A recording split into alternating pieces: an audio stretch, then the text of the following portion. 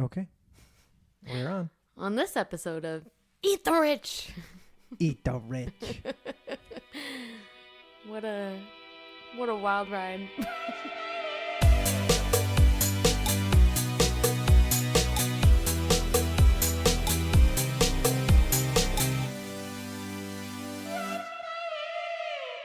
I have a theory.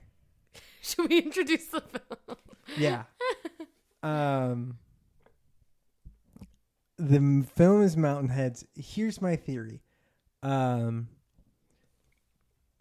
was sometime when around the Super Bowl. It was either last year or the year before. I think it might have been the year before. On Twitter,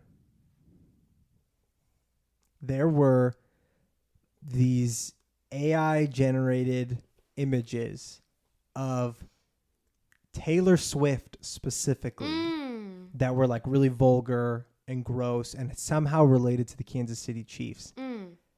And so much so that like Taylor Swift's personal PR people had to come out and say like, obviously these are not real. And legal action was taken to like dissuade people from using these and pushing them around and circulating them around the internet.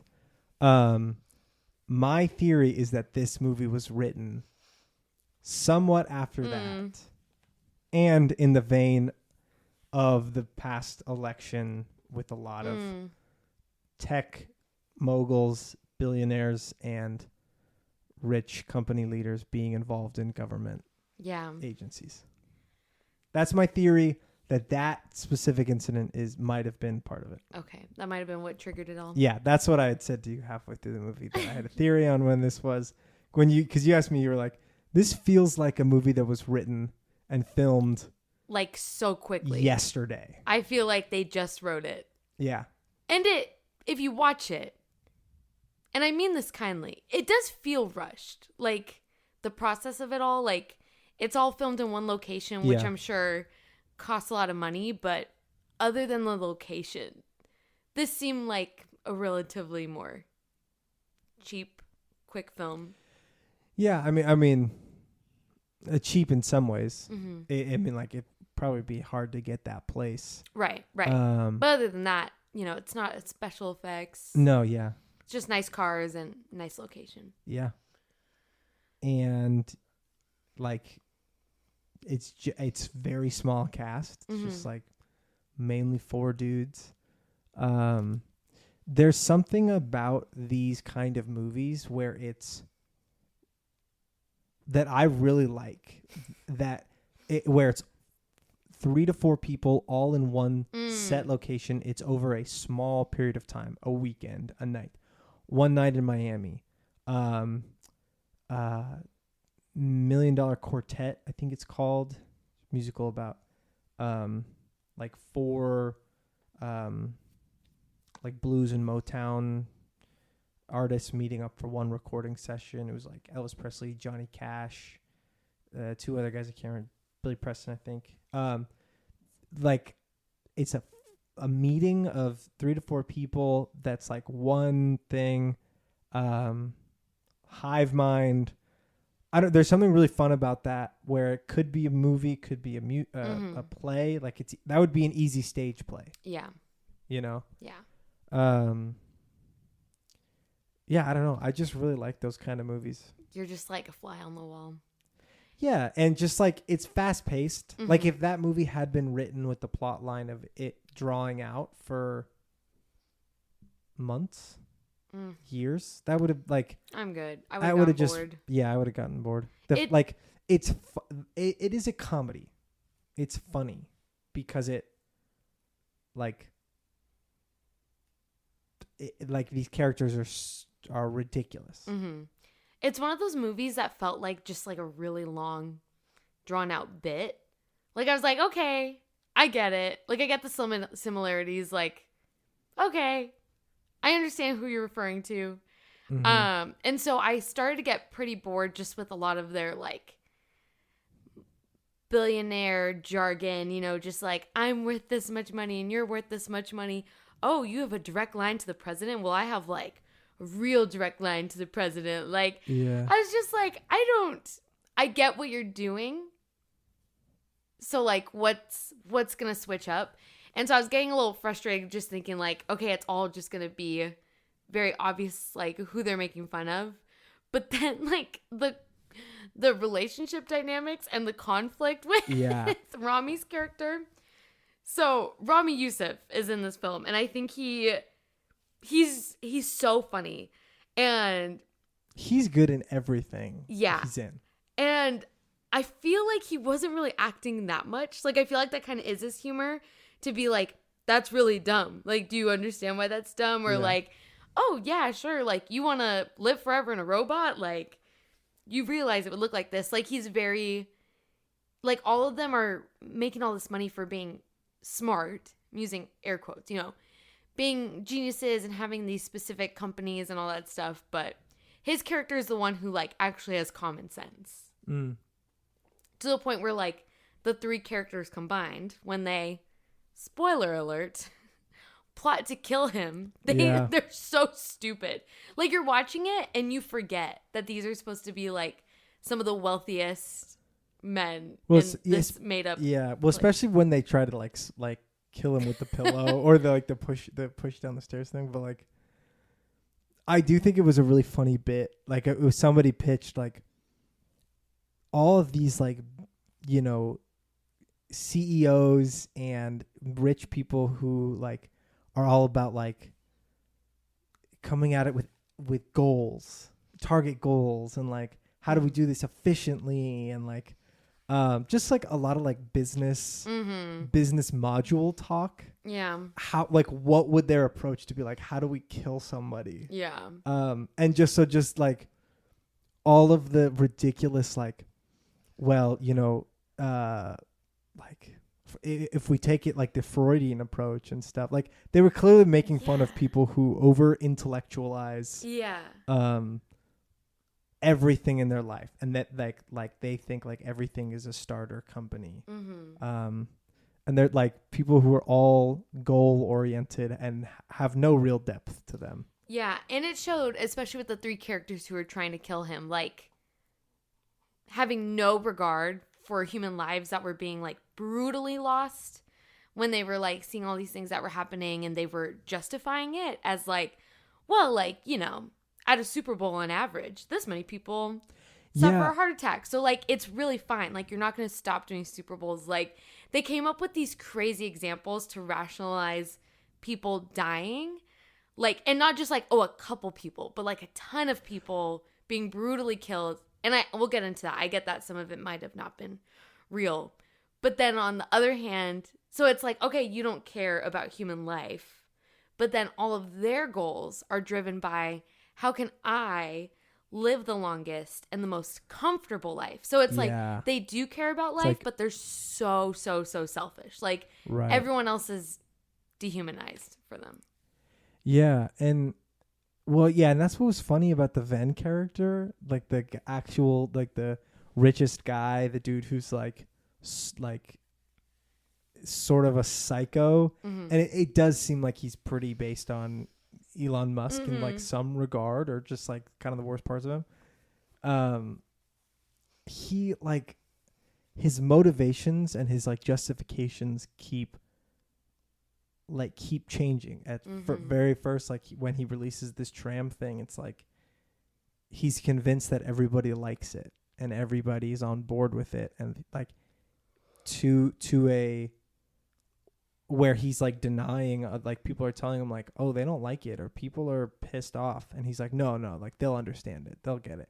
And then eventually it's like, well, you got to push past the bad stuff to get to the good stuff, and you got to like overstimulate people, and that's just like how it's going to be. Like, and then it just kept getting worse, where it's like, no, now it's the next step in this is the first step in like a new frontier of human existence. And it's like he just kept taking one more step to justify it, all the way to the point of like, I will kill somebody for this. And the funny, I mean, like, Ramy Youssef's character was pretty funny at times, but the dude who owns the house is the host funniest. of the most. Loved him. Do you know the actor's name by chance? He was so precious. Jason. I'm not gonna guess because I feel like I'll get it wrong. This man was making sure there were sliders at all times. He was dicing up fruit while they're plotting how to kill their friend. The fish was hilarious. Yeah, he was really proud of the fish. They're like coming up with an idea to be like Jason Schwartzman. They're coming up with the idea to like take over the world. Yeah. And he's like, I can run Argentina. And then shows them his and fish. then is like really locked in on this fish. How would you sum up this film in like the story in 2 sentences? Oh, you always do this to me, and I never. Because not everyone's gonna watch these. Yeah, I think for all of these podcasts, these are movies you either, if you want to watch, you should watch and then listen to us talk about them, because they'll all be spoil free. Some viewers that have voiced to us that they appreciate that we okay. I would say, especially because I will say we review a lot of films on here that we're like, hey, I don't blame you if you don't want to watch it, but you can still listen to the conversation. And I'm not recommending this personally. Really? Really? I think it's funny. I would recommend it to maybe some people, it is not funny. Everybody. Could have been a short film, but it is funny. Sure. It is clever. All right, 2-sentence synopsis. 4 of the richest heads of companies get together for a weekend in an updating digital and economic world, and they plot to seize an opportunity they see to take over the world. Yeah. That ultimately period. That's one sentence. This ultimately leads to the plotting of the murder of one of them. Yeah. Lots of backstabbing, complicated deals, and a confusing ending. Yeah. I would say. So weird. Yeah. So the name of the main billionaire, Ven? Yeah, Ven, like you said, is kind of our Elon Musk character. He's the one who's invented this, like, I don't even know if invented, but like owns. Yeah, and I don't want to put like a label on him as Elon Musk. Like, not that I really care, but like I don't know enough about the current political or global hemisphere to. I don't know. That was what I thought, just based on like look and appearance and some personality. Yeah. And just like having a hand in media specifically. But I don't know. I know nothing. Don't take anything I say seriously. Yeah. Well, his character owns kind of this AI, and you worded it better than I did, but it's AI that allows them to create these like crazy, very realistic videos and messages and all that, except it's like attainable to like common users, right? Like it's not just like this crazy tech that like people of power could use. It's like you and me could download it with like our iPhone apps. Yeah, he kept using the term content tools for like unverifiable deep fakes and AI videos, pictures, and content that like people can't determine whether or not it's real or fake and are responding to them. Which is like already happening. Like, have you heard stories of, oh my gosh, who is the celebrity? There was some rock band person whose wife was cheating on him, but the wife was being catfished by somebody who was claiming to be a rock star from like another band. And the way they got away with it was they only used Snapchat. And they were able to create these videos, like basically AI generated videos of that person saying whatever they wanted to say. And because it was super zoomed in, it looked very real. Like, it didn't seem glitchy and all that stuff. And so I'm like, oh man, this is already happening. Like, if you think of a couple years ago when people thought of like catfishing, it's like, oh, you send someone a picture of someone you're not, and then you message them stuff, right? Mm-hmm. But now it's like what you said about the Taylor Swift videos. Like, you can, when you think like, oh, I need proof that this is a real person, you FaceTime them. You ask for videos, like photos in different places, different angles. And it seems like that's not out of reach now for AI, which is completely terrifying. Yeah. Yeah.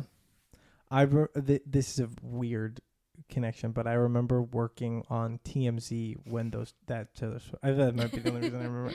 But that when Taylor Swift, yeah, and like TMZ was like, which TMZ was really concerned. Like, what does this mean for the like state of which when They're TMZ like, are we the news? when TMZ is worried about like the moral implications of some storylines, that's when you know it's like pretty bad. Things are bleak. Yeah.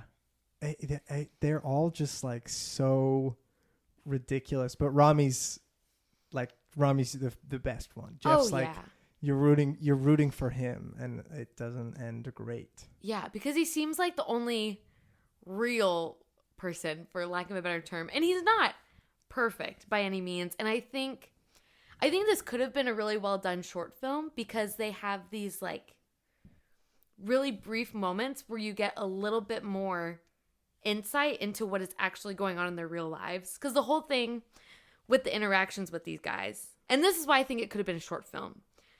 Like, you're a fly on the wall to this guy's weekend, right? Mm-hmm. Cool. But when they're together, they're so irritating. Like, I wouldn't want to hang out with a group like that just talks about money and how powerful they are and how much they're neglecting everyone else, and they don't matter anyways because they're worth nothing to them. And so I was like, okay, I understand who your character is, but I just felt like it was so much of that type of dialogue that I was like, I could have taken this as like a shorter project. But anyways, what I think they did a good job of is like when these four guys are together, they're considering themselves like friends. Like, they're this group and they have like inside jokes and they say, I love you. And they're like, oh, I love talking about real stuff with you. And Ramy's character is the one that's like, yeah, business, you know? And that is their version of real talk, is just talking numbers and projects, which I think on a smaller scale, that's a very real dynamic that exists for different relationships. And I think in this movie, they did a good job of showing like, no, there's more behind the curtain. Like, this isn't the only thing that's real for them. They aren't perfectly comfortable just because they have money. Like, this guy is super lonely and spent all this money on a house and feels insecure about his worth. Guy has so much, yet just because he hangs out with these guys, he feels so little. Yeah, feels less than just because they're even more successful monetarily speaking. One guy doesn't have health. He doesn't have has a cancer diagnosis. One character has a kid and like doesn't know how he's going to navigate that with his business. And so, well, okay. What? I don't think the Venn character cared about his kid. It was weird the way they portrayed it. It looked like he did, but he was like, he looked almost like he didn't know what to do when they showed that interaction. The way that I interpreted that scene was that he was like making a show, trying to get Jeff, Ramy's character, to sell him the filter AI filter thing. Because he felt bad for him? And so he brought his kid out there to kind of humanize him and make him realize like he is a good guy and he has a conscience. I maybe I'm wrong, but it just, the way that it happened, like the succession was, he went out to the board, that lady from the board comes and like scolds him basically. And it's like, when are you going to get this deal done? And he's like, get me, what was the name? I can't even remember the name of the kid. He says, give me something. And then the kid comes out and he plays with his kid for a little bit. I didn't even put that together. The kid thing is like real creepy. He's like awkward with it. Okay, yeah, I did not put that together. And then he punches a tree. No, you're right. I didn't put that together. I thought it was just like... Maybe I'm wrong. I thought it was their way of showing, like, hey, on the outside, like, he is making more money than all these other guys. He seems pretty confident in his business. Nothing could go wrong. But also, hey, here's his kid that he doesn't know how to interact with. So I thought it was kind of trying to show, like, he does have... I thought it was trying to show us, like, he is human. But that makes sense that he could be doing it to manipulate. And I mean, a lot of, like, just from the shots, most of that interaction from what you see is through the window of these three guys watching him.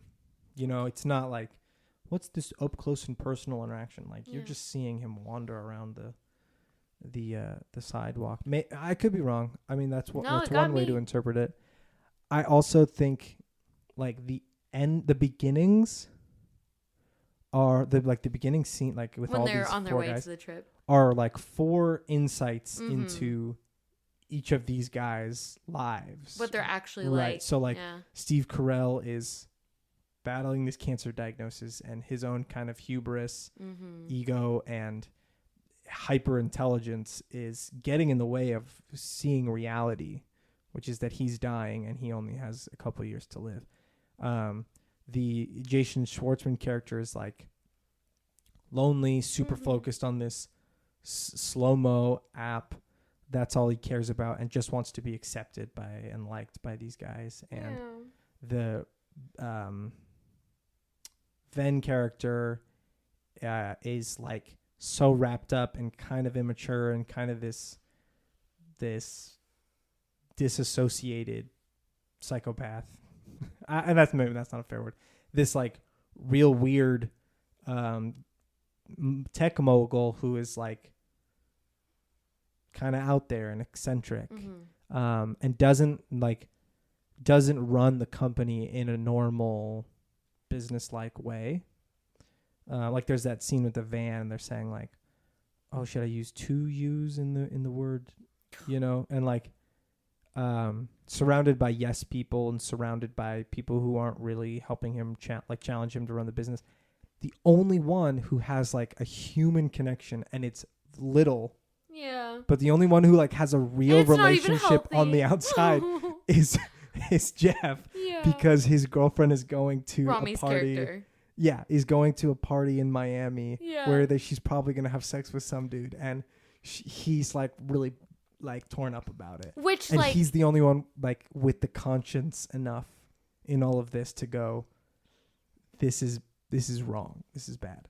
Well, and if you take, like, his character and get down to the root of it and, like, take away all the money and everything, that was a very real character that you could see in any movie where, like, he feels jealous because of this party she's going to go to, and he knows stuff that happens. Like, for just a second, like, his character isn't represented by his successes. It's like, here's a jealous boyfriend.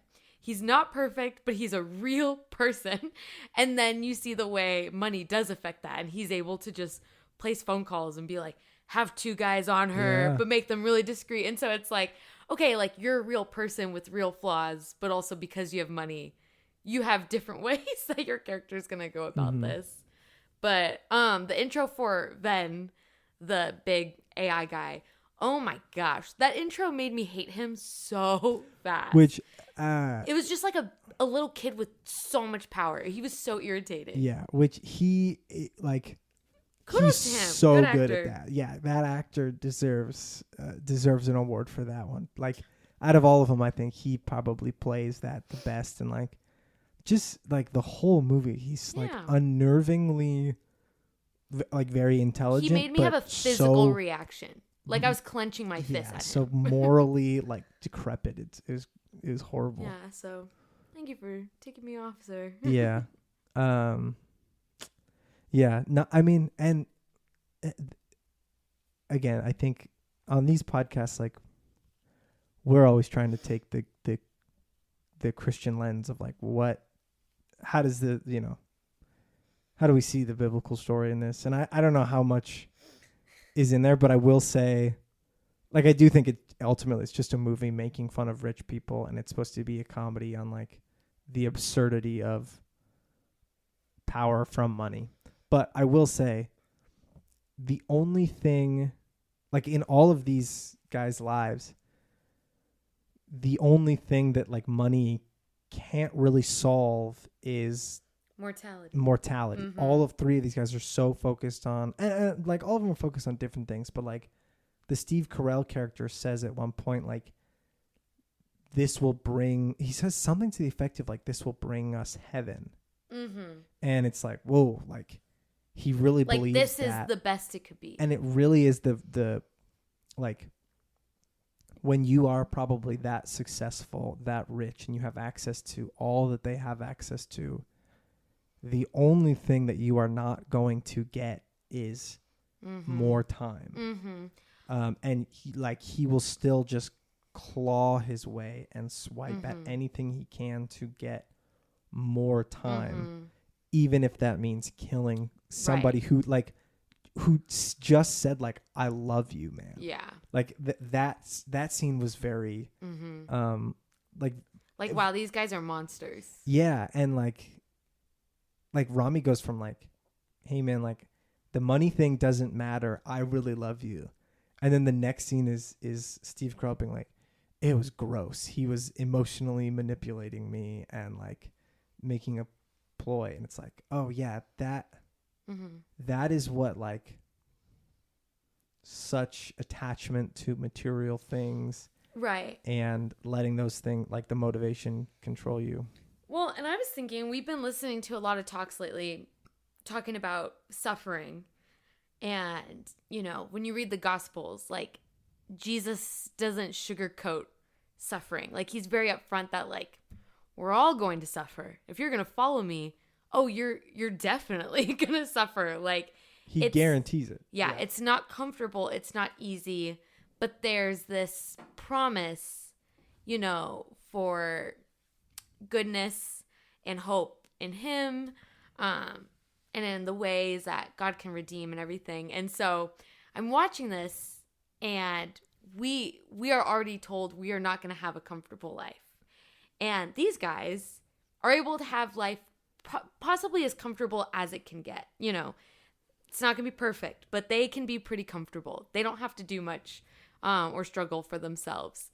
And so I'm just watching this, and like everything they're doing to strive to make their lives more comfortable and to reach towards like the possibility of immortality is at the expense of others' lives.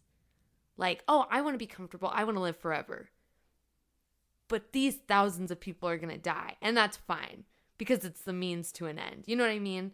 Like the way they went about it wasn't like, wow, like how can I use like what I know? How can I use my gifts to help, you know, children who are battling cancer, or help countries that are, you know, experiencing famine? Like it wasn't, how can I help other people, like, you know, maybe not even be comfortable, but just like survive. You know what I mean? It wasn't that. It was, I want to be comfortable. I want to live forever. And I'm fine if it means a bunch of other people have to die in order for me to get there. You know what I mean? And so I was like, man, that's like as anti-Christian as it gets. Like, one, like our whole goal isn't to be comfortable. Like, unfortunately, like that's the way it is. But it's also like, you can't strive towards that by hurting others or, you know, plotting to kill your friend, which, by the way, has unlocked a new irrational fear for me. I was like, they're really like, they've outnumbered him. Like, they could really do this, and they might just cover it up. So I thought maybe if they like do kill Ramy, I was like, your eyes gonna sob. Like, this is gonna be really hard. If they didn't get caught, I would sob. Yeah, I was just watching. I was like, no way they're gonna get away with it. Like, there would be so much press. They're too famous. And then I was like, wait, they have so much money. They could easily get away with this. But yeah, I'm glad at least they made it comedic, the whole killing plot. No, I mean, like, I think it's supposed to be a comedy. Like, at its core, I think it's supposed to be ridiculous and satirical. Make you, satirical. The funniest part to me was the fish thing with that guy was pretty funny, but the oh, come on, Jeff. Right when they're like pouring lighter fluid like under the door, and they're trying to light him on fire and kill him, and he pushes the lighter fluid back out, and they're like, come on, Jeff. I don't know why that just really got me. Yeah, his little hands under the door. I'm really curious if any of it was improvised, because there were a few moments here and then where it's so chaotic. Yeah, the way they would snap at each other, or just like these very obscure like jabs they would make. I was like, I don't know. Knowing like especially like Ramy Youseff and Steve Carell, I feel like some of it might have been some improv. You know, just rich dudes being rich dudes. You know how it is. No, I think it probably was. Yeah. It was a weird one. And I mean, there were some creepy shots too. Like there was some real close-ups of the Jason Schwartzman character and the Venn character of like them, or even like some of Steve Carell's smiles. I was like, ooh, it was unsettling. Right after he says like a crazy threat, and then he would laugh. Yeah. What did you think of the ending, where Ramy and Venn kind of have this like reconnection, and it just sort of leaves it open-ended? I think it just kind of goes to show like in this world everything is transactional. Yeah. And so even if, you know, they technically got what they wanted, so the whole deal they make is especially for Steve Carell's character. Like his character really wants this deal to happen because he truly believes this is the way they're going to get towards like, you know, having people live forever as computers. And so in his case, he's thinking, deal's done. I'm good from here on out. Like I made it out alive. I'm not going to jail for killing someone. I got the deal that I want to happen, right? And it's like, well, now these two guys can conspire and they can come up with their own deal and leave Steve Carell out of it. But then maybe something happens to that deal and they kick one another out of it, or do something to manipulate the other person. Like, I think it just went to show, like, nothing, like, no deal is totally closed. Like, everyone is using everyone. Mm-hmm. Everyone's looking out for themselves. Everyone's looking out for their money. And so I think it was just going to show, like, it's just going to keep going. You know what I mean? Mm-hmm. And that, like, these friendships, you know, they can look really nice. Like, they can dap each other up and have nicknames and be like, I love you, man. And, like, no, that's not a real relationship. And again, like, Venn's character, the big AI guy, is like so quick to justify anything. Like, he doesn't say like, dude, like, I screwed up. Like, I don't know why we tried killing you. Or like, that was all his. Yeah. It was all Randall's idea or whatever. And it's like, everything's fine. Everything's fine. Like, there's no repercussions to that right now. Like, that is enough to justify him being a part of that. So yeah, I think the ending was just like the rich guys get away with rich guy stuff and things keep getting messy. And then the weird thing, which I'm sure you were kind of like, that's what you're referring to, is the last shot when they zoom in. Well, first, let me applaud Steve Carell. They held a long shot on him when he got in the car and left. And like, you see his eyes kind of like welling up, you know? And I was like, man, that's like a really long shot. And you know what this guy is kind of like suppressing the whole time. Like, he doesn't talk to them about his cancer and all of his health stuff. Like, he's very like, it's no problem because I've got all the money in the world. But that's such a human moment. You're watching him like kind of realize like, I'm not going to get what I want. And it's a really long shot, but he did that really well. Yeah, it's kind of him like realizing his fate, accepting death almost. Right. Yeah. And then our last shot, our host of the most, the guy who owns this crazy cabin, and honestly, like, his biggest struggle is he just wants to hang out with his friends. He wants to hang out with his friends, and he wants to like go in on this meditation app. Yeah. Which is like, I think maybe that's more of like a commentary on people and like the way that we have monetized self-help and mental health. And the way it like kind of, it zooms in on him. You know, it was a crazy weekend, but he kept like, all he wanted was like a fun weekend with these guys and to host them and everything and show off his place. And so like, you get this shot of him when everyone leaves to go home and he's opening his own app and it's like, breathe in, breathe out. And he's like smiling, this like really like almost Joker smile. And I was thinking, I was like, either he knows something we don't, like either he's crazier than we thought, or I was like, maybe he's the only character that got like a good ending. Well, I was gonna say in some ways he is, because like he kind of wants a fun weekend with his friends, but he also like his main thing is getting people to buy in on this. What was it? Slow-mo? Is that what it's called? This meditation app, this super lifestyle app. Yeah. And he gets that. He's the only one who gets that in the end. Then comes in trying to buy Ramy's filter, Jeff's filter. Steve Carell comes in trying to be like, I got to figure out a way how not to die, how to live forever, after cancer. And I think the Jeff character kind of comes in like sort of already doing that, but like trying to solve the issue of like this AI tool thing is ruining lives, and how do we stop that? And none of them get the outcome that they want, because they end up chasing money or their motivation or goal aspirations. And but the app is it's like part of the deal. Yeah. And like if you want to take the faith lens on it too, our guy, what's his name? What's our mental health guy's name? What was his character's name at least? Soup. They call him Soup. Soups, yeah. I was wondering too if he's like genuinely happy at the end, because it's like, one, he's the guy out of the group that makes the least amount of money. And it's not a little bit of money. He's still like has hundreds of millions of dollars, but because his friends are worth like hundreds of billions of dollars, he feels insecure or whatever. Still, he has a lot of money, but he has less in comparison to these other guys.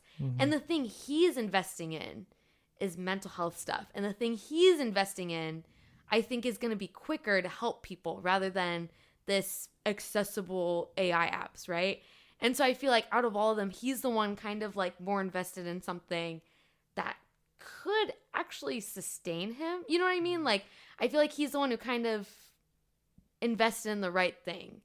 And so he seems almost like the healthiest out of all of them. Like, he just wants his friends.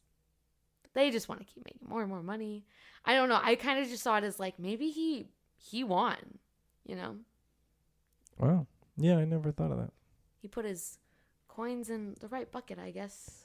Yeah, I mean, yes and no. He's also kind of crazy, though. He is, but he's willing to take over the world and wants to become the president of. But it's just because his friends wanted him to. Because he just want to be in on the group project. He did. Yeah. Yeah, that's my take on the ending. What about you? Yeah, I mean, I don't know about the last shot. I think it was weird. well, so this Jessee, what was the name of the guy who directed it? Jessee Armstrong is his name. And the only other thing that I recognized his name from was Succession, which is also a TV show about money grabbing and power. And it's, I've never seen it, but from what I understand, it's like this grandpa and his 4 grandchildren. And the grandpa's like some CEO or some like really rich, powerful person in charge of a company. And there are 4 kids that are like lined up to inherit it, and they all fight over power. And the guy from A Real Pain, Kieran Culkin, he's one of the kids, and apparently he's really good in it. And it's all about like what that does to your heart and all the moralistic like legal things that people will do to get money. So this director clearly has an obsession with like what are the ethical, what's the ethical playground that these super mega rich people are playing in. And I think he like at the end, I think ultimately it's just like a funny movie, but maybe that last shot or that last interaction between Ramy and the kind of crazy guy is like it doesn't end. Mm-hmm. It's never ending. They're always going to be It's all a stabbing each game. other in the back, seeing when your opportunity is to one up each other. And they're not going to kill each other because they literally need each other. right, they all kind of needed something from the other people in the group, and like all wanted something. And even if like Jeff's intentions were somewhat good and being like, hey, maybe we should remove him from hey, maybe we should remove Ven from power and get like talk to the board and talk to DC about turning over regulations on this thing to them. Even then it's like his intentions are good in that, but it's so quickly taken into, well, now I'm going to be in competition with this guy and I'm going to be sort of backstabbing sort of on his team. And now we're going to kick out Steve Carell's character. Mm-hmm. So there's a power vacuum there that I can get in on. And he's not really any better than the rest, even though he has maybe a more formed conscience. Like, he's playing the game too, and it doesn't end. It's not going to stop. Mm-hmm. And yeah, I don't know. It was kind of chilling, and that scene was like, it was cool. I mean, I was impressed by the movie. Yeah, I mean, it's just like 4 really great actors, but man, I just love Ramy and everything he does. He's great. He's probably the best. All right. Should we look at some reviews and then I'm down. Wrap this up? Do you want to give your star review? We don't have to. Out of 5. I wasn't this was kind of unexpected, so it's sort of tough. I think I would go with a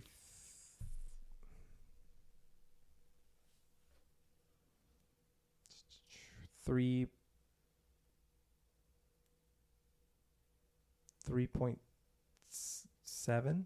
Okay. Yeah, 3.7. Like I enjoyed it. It's definitely not for everybody. Mm-hmm. I don't like people who are really anxious about the state of the world and about class association. I don't think it's great for those people, but like, I don't know. I would recommend this to like other dudes who like, yeah, I don't know. Just like want to see a funny movie and like the drama of like elitist, people who like elite dramas. It's like watching like a drama about the Queen of England or something. I've never seen Succession, but a lot of the reviews are like, if you thought it was going to be Succession, just rewatch Succession. Like, they're like, it's not it. Oh, it's not. Yeah. Actually, well then some people are saying it's literally Succession. One is 3.5 stars. This is like Uncanny Valley Succession.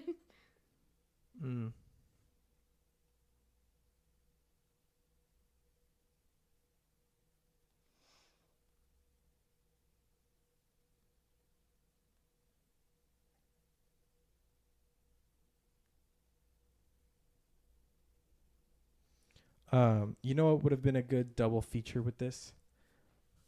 What? Don't Look Up. Yeah. I just saw that on Letterboxd. I was like, oh man. And Steve Carell's in that too, I'm pretty sure. Is he?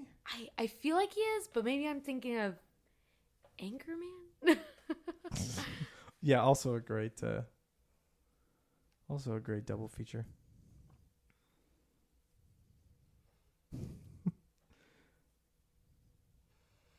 I love this one. 4 out of 5 stars. No way people that rich drink Stella. The Stella Rose. They always had the drinks. The drinks, the sliders, the fruit. I miss Succession. I love male friendship. Yeah, weird movie about male friendship.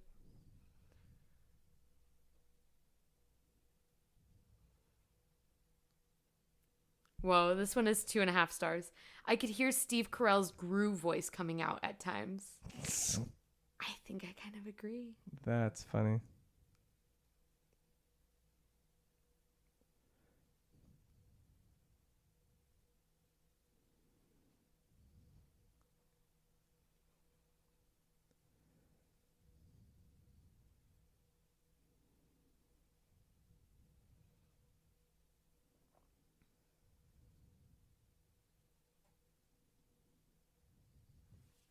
Yeah, this isn't a Letterboxd review. I guess this is my review. If you watch it as a political satire, I think the movie sucks. Wait, can you repeat that? Sorry. If you watch it as a political satire, the movie kind of sucks. But if you watch it as a comedy, I think it's pretty funny. Yeah, because it's so like, just hitting you over the head. Yeah. Whoops.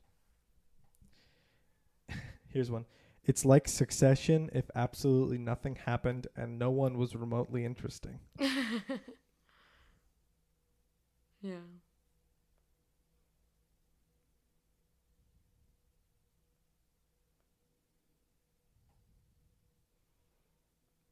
The timing of this release is impeccable after Google's VEO 3 AI. Yeah. Ven and Jeff are trying so hard not to kiss each other.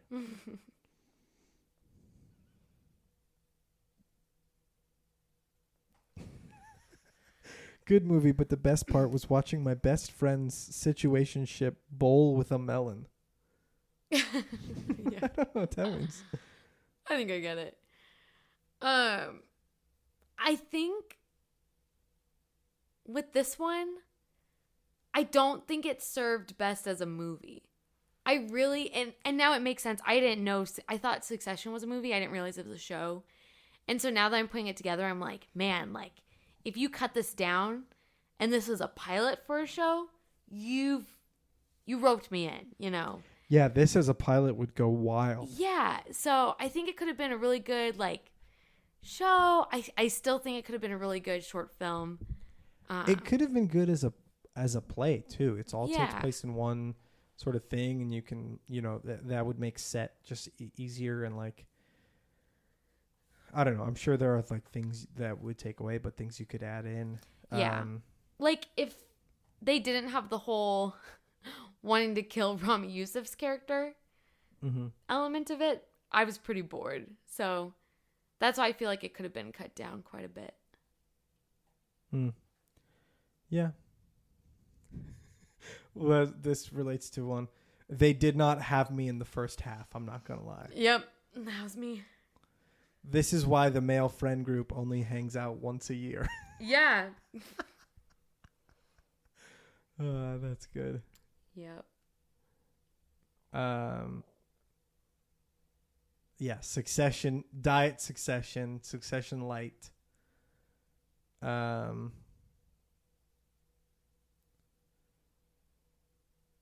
Yeah. No, then people really don't. Some people really hate it because they don't think it's Succession. Either gave 1.5 stars or like 5 stars and a heart.